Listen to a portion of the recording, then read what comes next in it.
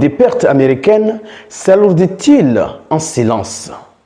Le nombre de pertes parmi les soldats américains ne cesse d'augmenter. Nous sommes passés de 4 à 6. Maintenant, nous sommes à 8. Et cette tendance risque de s'aggraver dans les jours à venir. D'autant qu'on ne nous annonce jamais de bilan en temps réel, mais de pertes datant de plusieurs jours.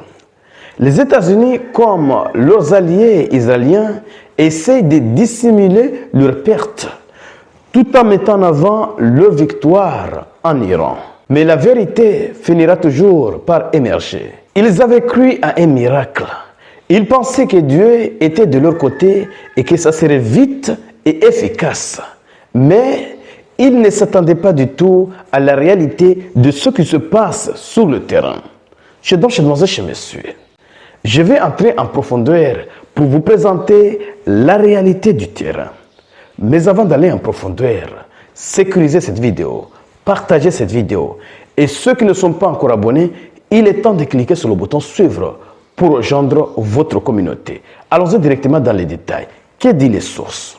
Les dernières nouvelles ne sont pas du tout bonnes pour les États-Unis. Le CENTCOM annonce la mort de notre soldat américain. Le soldat est décédé après avoir subi des blessures lors d'une attaque iranienne en Arabie Saoudite.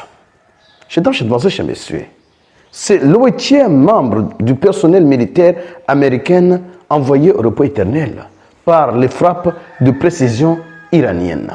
Chers messieurs, les nouvelles ne sont pas du tout bonnes.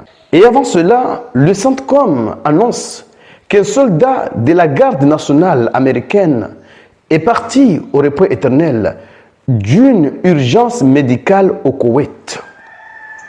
La cause exacte du décès fait l'objet d'une enquête. Mais il faut se rappeler que quelques jours auparavant, on nous avait annoncé 18 soldats américains gravement blessés en plus des 4 envoyés au repos éternel. Je crois tous au Koweït. C'est normal que dans les jours à venir, on nous parle des soldats qui sont partis au repos éternel d'une urgence médicale.